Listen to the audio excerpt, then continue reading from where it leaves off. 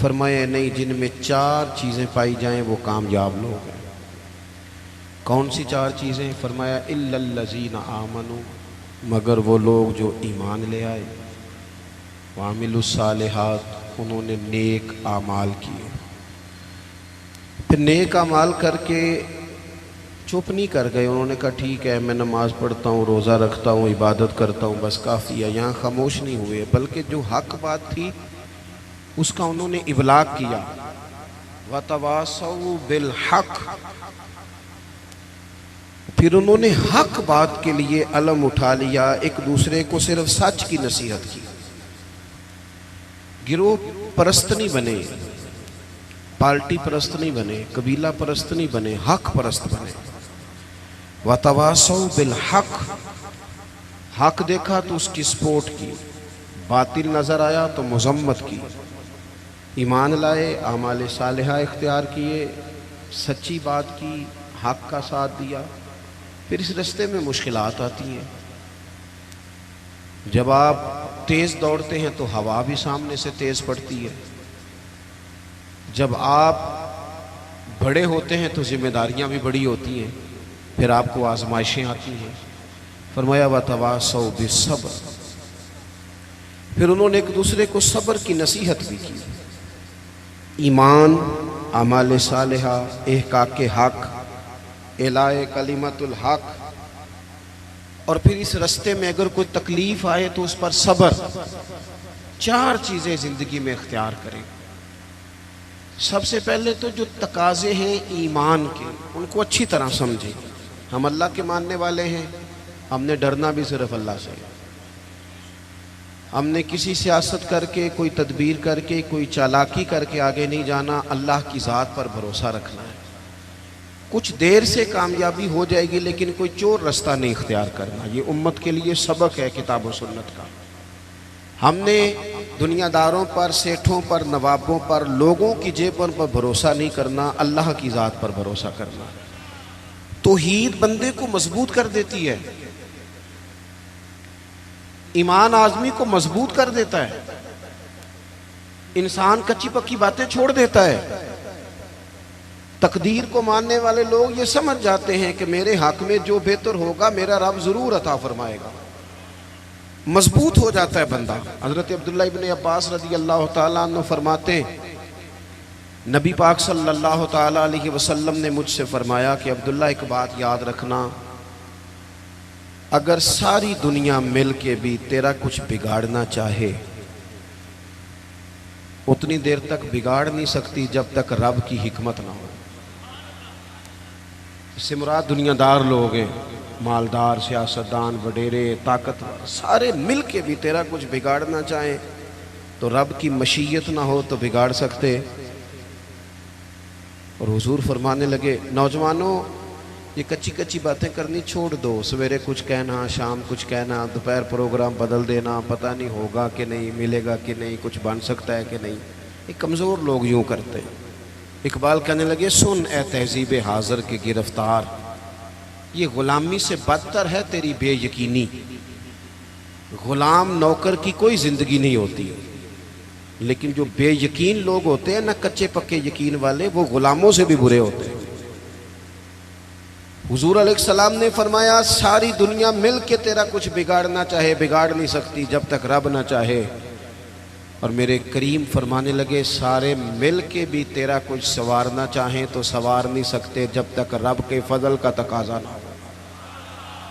ईमान की मजबूती, यकीन कामिल, इस हुस्न को अपनी ज़िंदगी में पैदा करें। जब मुसल्ले पे बैठेंगे, नमाज पढ़ेंगे, दुआएं अल्लाह से मांगेंगे, उसके नेक और पारसा बंदों का तरीका यही है। जब हुजूर सैयद आलम का वसीला दे के, अहलुल्लाह की सोहबत से फैज़ पा के हम जब अपने रब पर भरोसा करेंगे। देखिए ना, हुजूर अलैहिस्सलातु सलाम ने लोगों को, हमारे यहाँ ना अब कच्चा करने वाले मिजाज ज़्यादा हो गया है, ज़्यादा। 4 एंकर टीवी पे बैठते हैं, वो सिर्फ हमें डिवाइड करते हैं, तकसीम करते हैं। 4 मुख्तलिफ राय चाहे मुख्तलिफ लोग देते हैं, सवेरे बंदा फैसला करता है कि पता नहीं कौन ठीक है, पता नहीं कौन सही कह रहा है। डिवाइड, तकसीम, हमारे जहनों को बुरी तरह बांट दिया गया। लोग जाते थे किसी को अल्लाह वाला समझ के, दरवेश समझ के कि चलो ये रब रब बताएगा, और अहलुल्लाह की निस्बत बड़ी चीज़ है, अल्लाह वालों की निस्बत बड़ी चीज़ है, और खुदा दे ये दौलत तो बड़ी चीज़ है। अल्लाह का बंदा तो बंदे को मजबूत करता है ना। लेकिन आप चले गए, बाबा जी मेरा काम नहीं चलता, तो बाबा कहता है तुझे तो काला जादू हो गया। वो खुदा के बंदे मुसलमान है, मोमिन है। अगर किसी वक्त को बद नजरी हो भी गई तो नबी पाक ने बताई नहीं सूरत बकरा। हम कमजोर पड़ जाएं और जी तेनू किसी ने कुछ किया है, अब कोई तो दुश्मन होता ही है ना, सारी रात बंदा अपने शरीका बरादरी पे शक करके गुजार देता है। ये कमजोर बातें हैं। ताकतवर बने, मजबूत बने। जितनी जंगें मुसलमानों ने जीती, बदर से लेकर करबला तक, इनका पस मंजर आप कभी देखें। 313 मुसलमान मुकाबले में 1000 से ज्यादा का लश्कर। नहीं, आपकी ज्यादा तवज्जो नहीं है मेरी बात पर। 313 बंदे, उनके पास भी तलवारें कोई नहीं, 6 जिरहें, 8 तलवारें, 2 घड़े। कभी सोचा करें 6 जिरों से भी लड़ा जा सकता है, 8 तलवारों से भी जंग होती, और मुकाबले में 1000 बंदा। एक एक बंदे के पास 3-3 किस्म का असला, नेजा भी है, तलवार भी है, तीर भी है। यहाँ रात को रोटी खाई है लोगों ने तो किसी को मिली, किसी को नहीं मिली। और वहाँ अबू जाल ऊँट लाया है, ज़िबा करते हैं, भूनते हैं, खाते हैं। लेकिन ये 313 जब मैदान में निकले ना, जब ये मैदान में निकले तो हुआ क्या था भला? अल्लाह कहता है वलकद नसरकुमुल्लाहु बिबदरिन व अंतुम अज़िल्ला। मोमिनो तुम कमजोर थे, लेकिन फिर रब ने तुम्हारी मदद फरमाई। इस मदद की जरूरत है, इस मदद की। पहले तो हमने ये देखना है कि जो काम हम जिंदगी में कर रहे हैं वो इस तरह का है कि उसमें अल्लाह की मदद आएगी। फ्रॉड में, धोखे में, चोरी में, इसमें अल्लाह की मदद नहीं आती। पहले ये देखें कि वो काम ऐसा है कि मदद इलाही आएगी, और फिर जहन बनाएं कि हमने ईमान को मजबूत करना है। रात को अबू जाल ने जासूस भेजा कि पता करके आओ कितने लोग हैं, तो वापस आके वो कहने लगा 312 हैं या 313 हैं, उनमें भी बच्चे हैं, कुछ बूढ़े हैं, कमज़ोर से लोग हैं। तो अबू जाल कहने लगा फिर लड़ाई क्या करनी है, इनको ना ऊँटों की पुश्तों पे बांध के सुबह मक्के ले जाएंगे, वहाँ जाके देखेंगे इनके साथ क्या करना है। तो जासूस कहने लगा सरदार पूरी बात तो सुन ले, तूने जल्दी की है फैसला करने में, पूरी बात तो सुन ले। उसने कहा पूरी बात क्या है? कहने लगा हैं 313, पर मैं सारी रात घूमता रहा हूं, हर बंदा शहादत की दुआ मांग रहा था। उनका वापस जाने का इरादा कोई नहीं, वो तैयारी करके आए हैं। उनका इरादा है कि मरेंगे, उनका इरादा है जान देंगे, उनका इरादा है तलवारों से ज़िबा हो जाएंगे पर लौट के नहीं। जे तू चढ़े आउते दार भी नहीं, तो जे तू विके आ इश्क बाजार भी नहीं, ते भाईया एडा सस्ता सौदा प्यार भी नहीं, ते एडा सौखा लभदा यार भी नहीं। कुछ समझ ना आवे लोकां नू ओका दे नाल शहीद करे, असां डिठी यार दे हथ तलवार भी नहीं, पर ओदा खाली जांदा वार भी नहीं। जब आपका यकीन मजबूत हो, कच्ची पक्की बातें, छोटी छोटी बातें, मुरीद हो के भी मुरीद नहीं, शागिर्द हो के भी शागिर्द नहीं, किसी जगह फकीर हो के भी दरवेश नहीं, भाई बेटे हो के भी फरमा बरदार नहीं, मुसलमान हो के भी। या अय्युहल्लज़ीना आमनू आमिनू बिल्लाह, अल्लाह कहता है ओ ईमान वालो ईमान ले आओ, ओ ईमान वालो ईमान ले आओ। इकबाल कहने लगे खिरद ने कह भी दिया ला इलाहा इल्लल्लाह, तो क्या हासिल दिलो निगाह, अगर मुसलमान नहीं तो कुछ भी नहीं, कुछ भी। हम ना ध्यानतदार नहीं बनते, अमानतदार नहीं बनते, ईमान के तकाजे नहीं समझते। वैसे हम ईमानदार हैं, लेकिन अगर 10 रुपए की बात हो, अगर 10 करोड़ की हो तो फिर नहीं। मेरे एक प्रोफेसर साहब दोस्त हैं, वो फरमाने लगे कि एक महंगा जूता ना बड़ा महंगा था, तो उसका एक पाँव कहीं गिरा हुआ था, डब्बे से निकल के बिल्कुल शापर वापर चढ़ा हुआ। तो बंदे ने ढूंढना शुरू कर दिया, किसका जूता है, किसका जूता है, किसका, पूरा ढूंढा उसने। थोड़ा सा वो आगे गया तो उसे दूसरा पैर भी मिल गया, फिर उसने बंदा ढूंढना बंद कर दिया। ये दयानतदारी है। यहाँ इस तरह के हम दयानतदार हैं, ऐसा नहीं होता। खुदा के बंदो, ईमान के तकाजे, जो रिस्क तेरा है वो कहीं और जा कैसे सकता है? जब तकसीम करने वाली रब की जात है तो तू छीन के खाना चाहता है। एक बात आपको बताऊं, बदयांती करके किसी के बच्चों के पैसे घर ले आओगे ना तो घर में दौलत आएगी, सुकून नहीं आएगा, करार नहीं आएगा, शोर नहीं खत्म होगा, रोटी भी मिलेगी, एसी वाला कमरा भी मिलेगा, पर नींद जब भी आती है जब खुदा चाहे, आती नहीं। एक तो ईमानदार, फिर वामिलु सालिहात, जिंदगी सालेहीन वाली, नेक लोगों वाली। नेकी से मुराद क्या है? मेरा नमाज पढ़ना। नमाज तो एक जुज़ है नेकी का। वो हमारे यहाँ कुछ लोग कहते हैं फलाना बंदा बड़ा बाइखलाक है जी। क्या इखलाक है? तो मीठा बोलता है।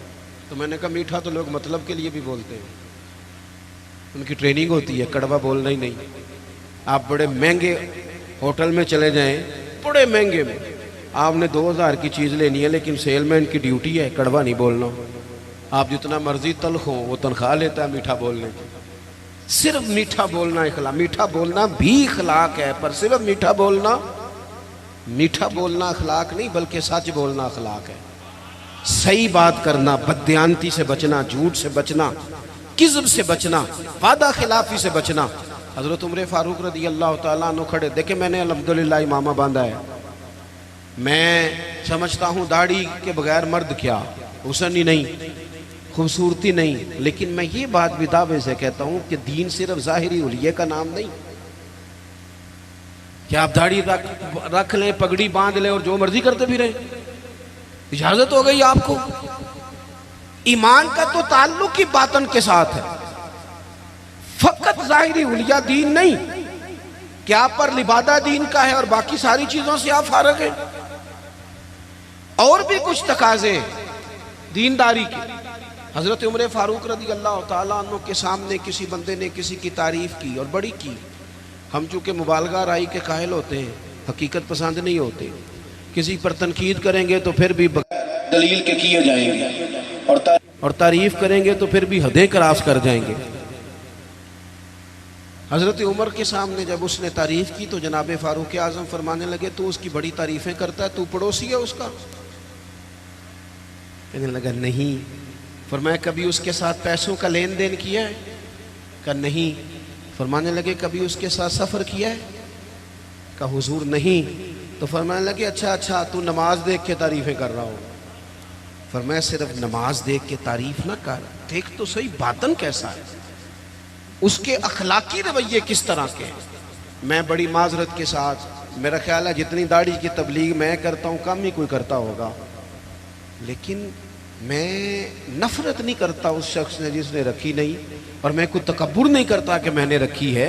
हमें ना बड़े एतदाल से, मैं जहाज़ में बैठा था, एक सफ़र के लिए मुझे जाना था, तो मेरे ना दिल में ख्याल आया, फिर मैंने अपने उस ख्याल से तौबा की। मेरे दिल में ख्याल आया, मेरे मोबाइल में कुरान शरीफ होता है, कुछ किताबें होती हैं, तो कभी मौका मिले तो मैं तिलावत शुरू कर देता हूँ कि चलो। तो मैं तिलावत कर रहा था तो ढेर सारे लोग मैंने देखा वो कानों में लगाए हैं, कोई कुछ कर रहा है, कोई कुछ कर रहा है। तो मेरे दिल में ख्याल आया कि यार देखो ना, मैं तिलावत कर रहा हूँ और कितने सारे लोग हैं तो वेले बैठे हैं, ये भी तो अल्लाह अल्लाह कर सकते थे ना। तो मेरे सामने से एक नौजवान गुजरा, उसने चंगे तगड़े तगड़े पीछे बाल रखे हुए और चुटिया भी बनाई हुई, ऐसे चंगा नहीं काम। हुजूर ने लानत फरमाई है उस मर्द पर जो औरतों जैसी सूरत बनाए और उस औरत पर जो मर्दों जैसी सूरत बनाए, ये ठीक नहीं।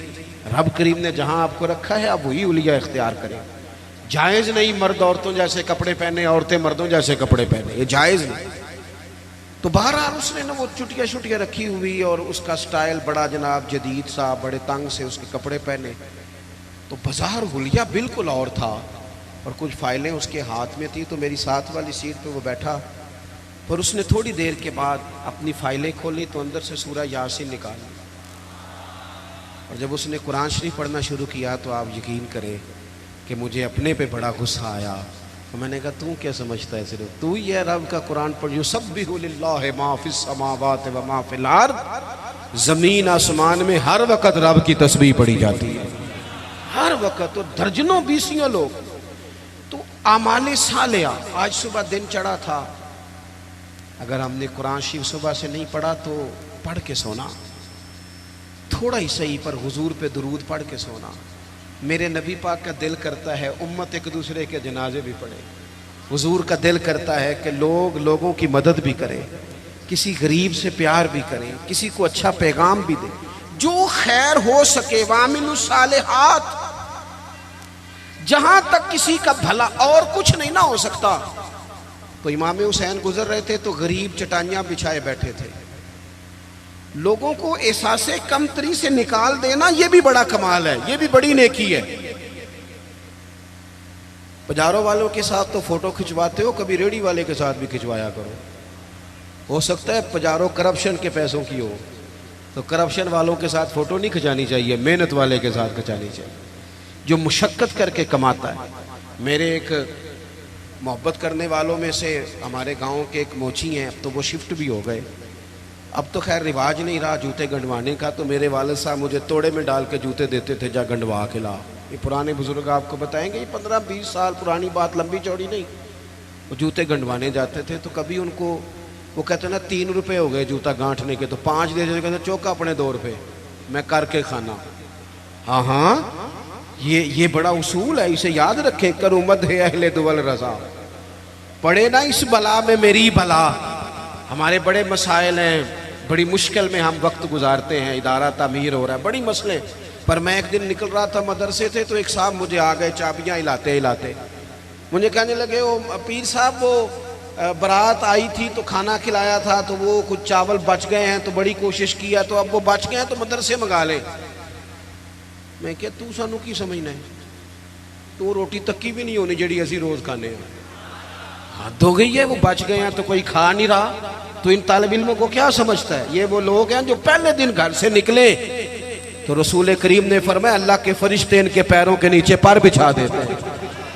3 टाइम अलग और नया खाना मदरसे में पकाते हैं बच्चों को। सानू तख्त हजारे दी लोड़ की है, नाले की लगे शहर बंभोल दे नाल, असी अपनी बाल के सेकने हाँ हाँ, सानू की लगे किसी होर दे नाल।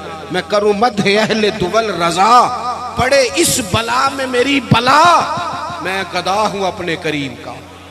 ये मेरा दीन पारा है ना नहीं, और गर्दन को झुका देता है खैरात का पत्थर। जहां में मांगने वालों के सर कभी ऊंचे नहीं होते। कभी भी कशकोले तलब ना फैलाएं, अपनी जिंदगी खुददारी से जिए।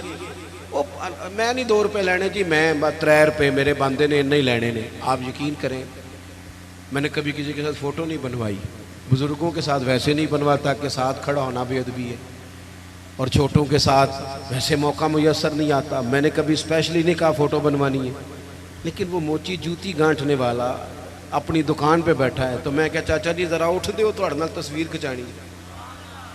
कहने लगे क्यों जी, मैंने तो काम पे बैठा मुंह भी नहीं धोया। तो मैंने कहा वो इसलिए कि आपकी जो खुददारी और इज्जत नफ्स है ये बताती है कि हमें ना देख कर इकराम करना चाहिए। नेक आमाल।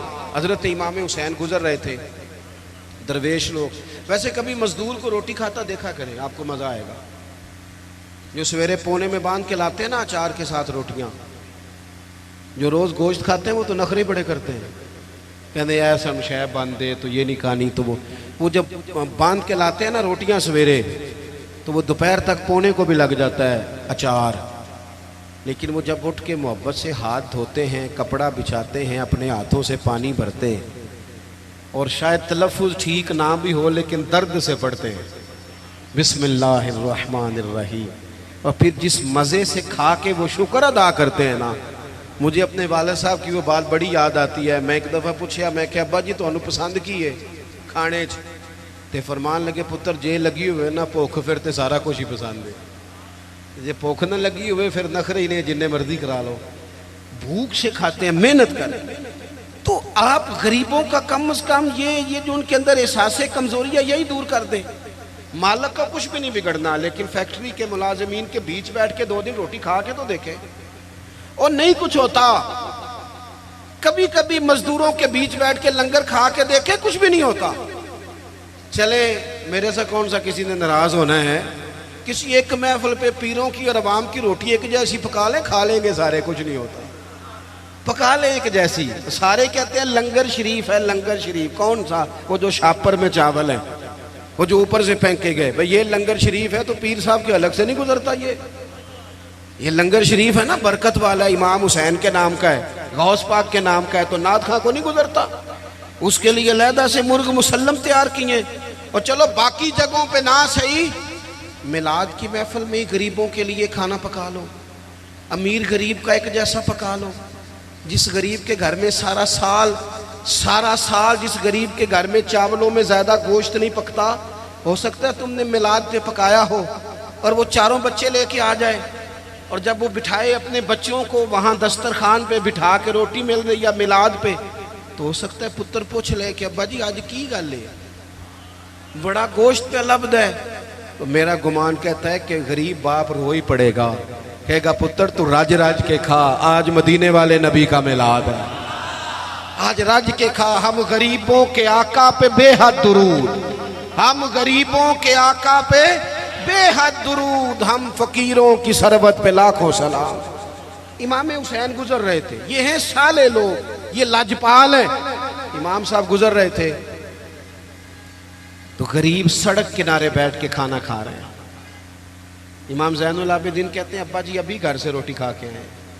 गुराबा सड़क किनारे रोटी खा रहे, तो कहा हुजूर आए खाएं, कुर्बान जाऊं। ज़हरा पाक के लाल ने 1 मिनट नहीं लगाया, घोड़े से उतरे, जुब्बा समेटा, गरीबों के साथ ज़मीन पे बैठ गए। जिस प्लेट में वो गरीब, वो फ़कीर, वो सादा, वो गरीब लोग रोटी खा रहे थे ना, उसी प्लेट में इमाम हुसैन ने जब लंगर खाना शुरू किया तो वो लोग कभी रोटी खाते, कभी रो देते, कभी इमाम को देखते। कुछ लंगर खा के उनसे मोहब्बत करके इमाम उठे तो कहने लगे हुजूर आपने बड़ा थोड़ा खाया है। तो इमाम हुसैन फरमाने लगे कसम बखुदा मैं तो खा के आया था, कभी खाना खा के फ़ौरन दोबारा नहीं खाया, बैठ इसलिए गया था कि तुम्हारे दिलों को तसल्ली हो जाए, तुम्हें राहत नसीब हो जाए, ताकि तुम्हारे दिल में वामिलु सालिहात। हम बाज़ौक़ात ना गरीबों को ताउन तो कर देते हैं, इज्जत नहीं देते। इज्तिमाई शादियां, लाइनों में दूल्हे बैठ जाओ और दूल्हे से ज़्यादा उस बंदे का इंटरव्यू किया जा रहा होता है जो शादियां करा रहा होता है। सही बताना, तेरी मेरी बेटी को इस तरह बैठना पड़े लाइनों में, और फिर उनका जहेज़ जो पता नहीं 80,000 का है कि 90 का है, फ़ोटो खींच के दिखाया जाए। सही बताना। ओ भाई तूने करानी, मेरे अस्सा फरमाया करते थे किसी की बेटी के शादी में ताउन करो तो फिर उस शादी में खुद ना जाना। उसका बाप तो नजरें नहीं उठाएगा कि मौसन आया है।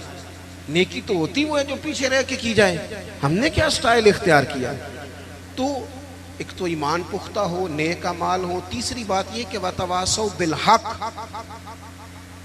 झूठों का साथ छोड़ दे, सच की बोली बोले, हक बात कहे।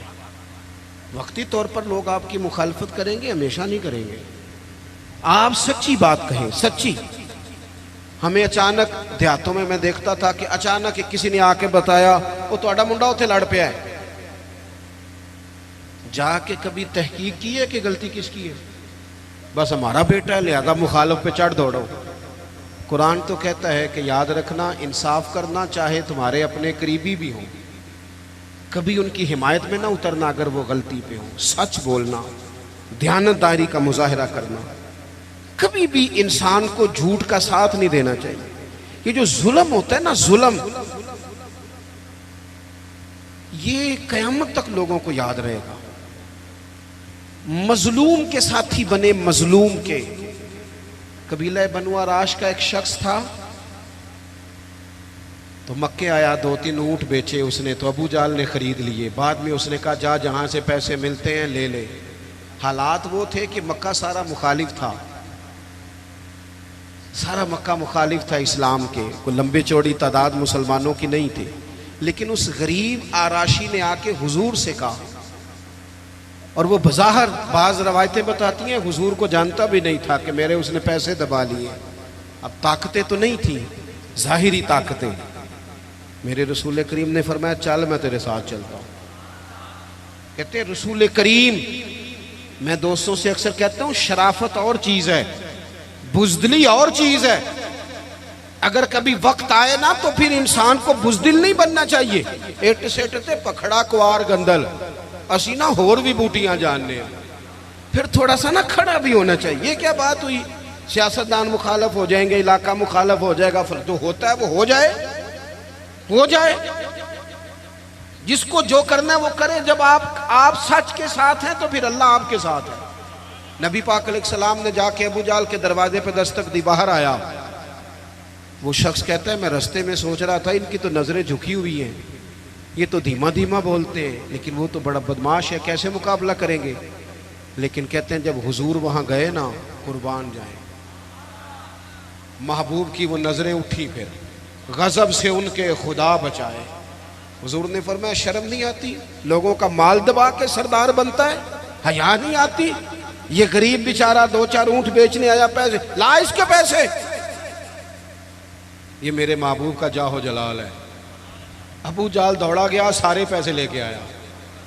बाद में लोगों ने पूछा तू तो बड़ा बहादुर बनता है, कहने लगा समझ नहीं आई उनके साथ ताकतें कौन सी थी। ओ आप खड़े तो होना। हुकूमत यजीद के पास थी, 22,000 का लश्कर यजीद ने भेजा था, तीर तलवारें पानी उसने बंद किया था। इमाम अली मकाम रदी अल्लाह ताला अन्हो 3 दिन पानी बंद रहा, लेकिन वो बर्दाश्त कर गए, इसलिए कि उनकी माँ ने ये नहीं सिखाया था कि अगर रोटी ना पकी हो तो मोबाइल तोड़ दो, मर्जी का खाना ना मिले तो टीवी तोड़ दो, ये नहीं सिखाया था।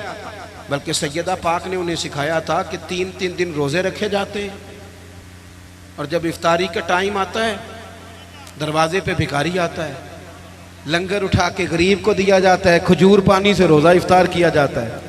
जिनकी माँ 7-8 साल की उम्र में ट्रेनिंग देना 3-3 दिन रोजे रखने की, उन पर यजीद जैसे लोग जितने मर्जी देर पानी बांध रखे उन्हें परेशानी कोई नहीं होती।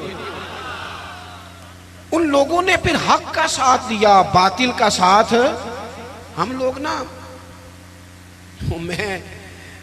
मैं अक्सर ऐसा होता है कि वोट कास्ट करने नहीं जाता, मेरी अपनी एक तबीयत है। एक दफ़ा कुछ लोग हमारे यहाँ स्कॉलर भी ज़्यादा है ना, तबसरा निगार बहुत ज़्यादा हो गए, और बात करना हर बंदा पसंद करता है, नसीहतें करने वाले ज़्यादा हैं, सुनने वाले थोड़े। तो मुझे एक साहब कहने लगे कि वोट तो कौम दी अमानत है, तो मैं कहा जदों को अमानतदार मिलेगा देंगे कि उन किसी बेईमान को दे दईए।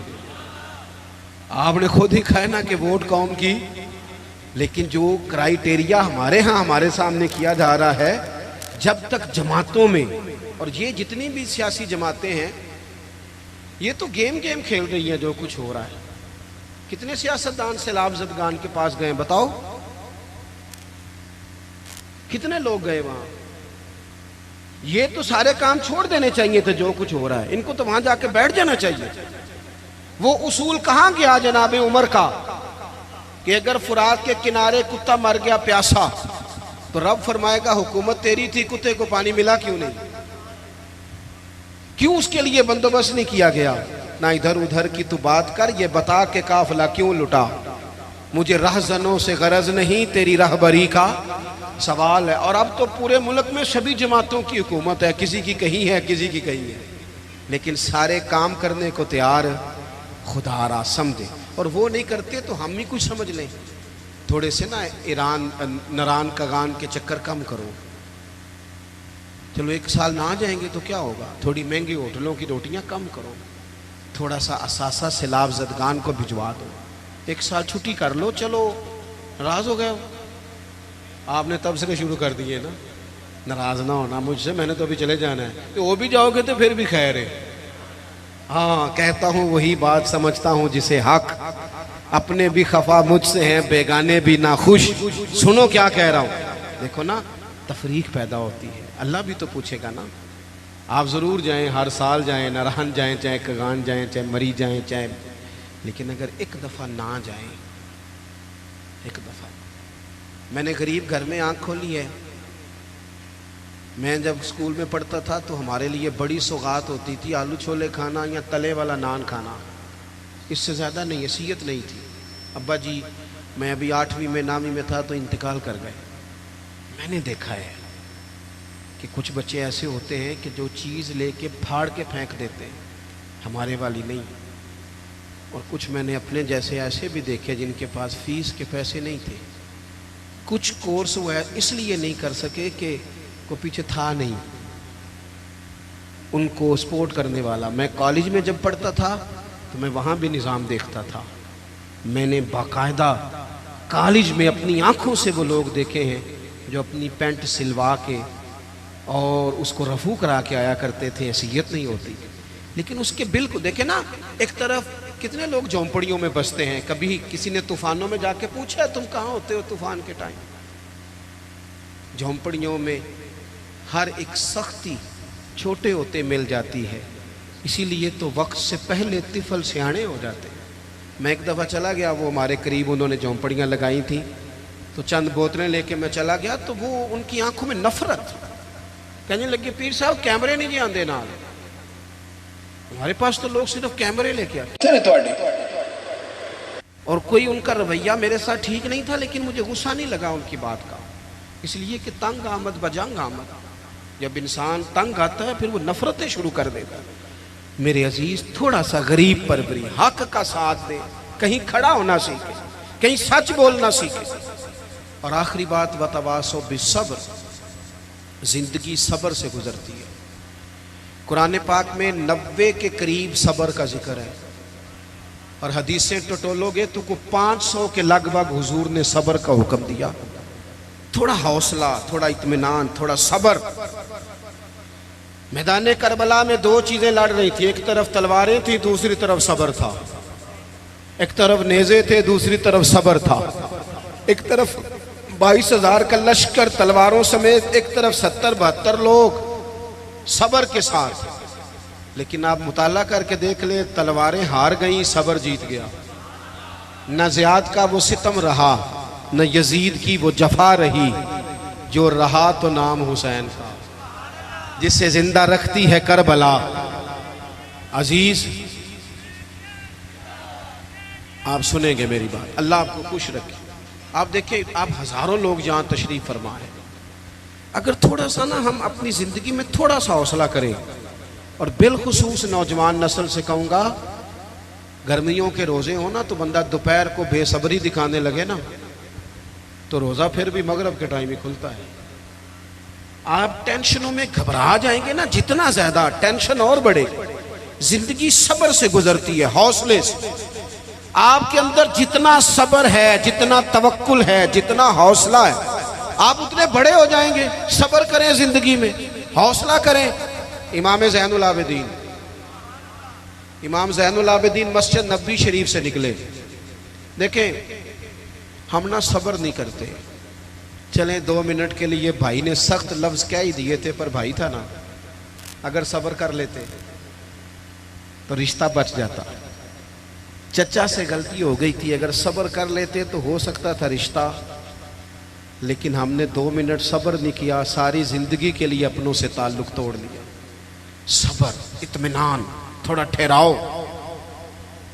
कोई हमें कुछ कह भी जाए तो क्या है हम भला, क्या हो गया, किसी ने कुछ कह लिया, क्या मतलब बुत बना लिया अपना, और खुदा मुझे ऐसी खुदाई ना दे कि अपने सिवा कुछ दिखाई ना दे।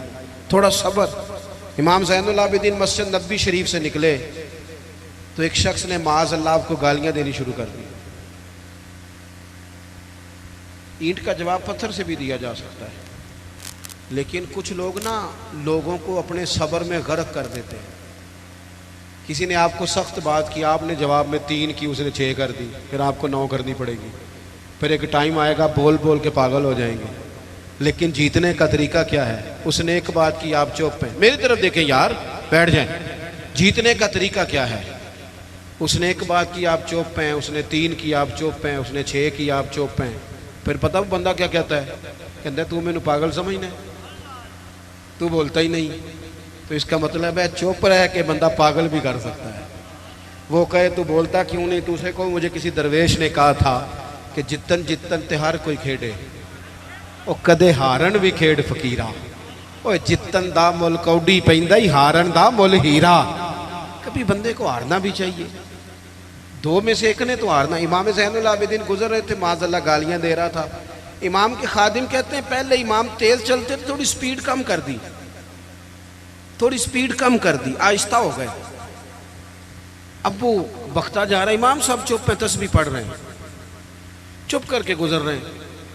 वैसे भी हर बंदे की औकात नहीं होती कि उसे जवाब दिया जाए, हर बंदे की हैसियत नहीं होती कि बंदा वैज़ा खातबाहुमुल जाहिलून क़ालू सलामा। रब कहता है जब जाहिलों से मिलो तो सलाम करके गुजर जाते हैं, मोमिन की शान है, बहस नहीं करते। इमाम साहब ने कदम आहिस्ता आहिस्ता कर दिए, इमाम साहब का घर आ गया तो इमाम साहब ठहर गए, पीछे पलट के देखा तो हंसे, कहने लगे बेलिया मेरा घर आ गया, कोई बात रह गई हो तो कर लो, रह गई हो तो कर लो। वो शख्स कहता है मुझ पे तो बिजलियां गिरी, मैं सख्ते में आ गया, उनके जवाब ने मुझे, हम तो दुश्मन को भी पाकीज़ा सजा देते हैं, हाथ उठाते नहीं उसे, उसकी नजरों से गिरा देते हैं। कहते हैं कि मैं सख्ते में आ गया। जब मैं बिल्कुल चुप कर गया तो इमाम अंदर गए, एक सिरके की बोतल लाए, एक शहद खिलाए, और जब मैं बाहर आए तो मेरे हाथ में थमा के कहने लगे मेरे दादा मौला अली ने वसीयत की थी, पुत्र जो दरवाजे पे आए खाली हाथ नहीं जाना चाहिए, ये थोड़ा तोहफा भी ले जाओ। वो शख्स पैरों में बैठ गया, कहने लगा हुजूर मुझे तो किसी जालिम ने शरारत की थी, इस काम लगाया था, मुझे तो समझ आ गई है आप वाकई खून रसूल है। अपनी ज़िंदगी में हौसला। मेरे दोस्तों नौजवानों, अगर बाप की झिड़की भी नहीं सुननी तो सुननी किसकी है?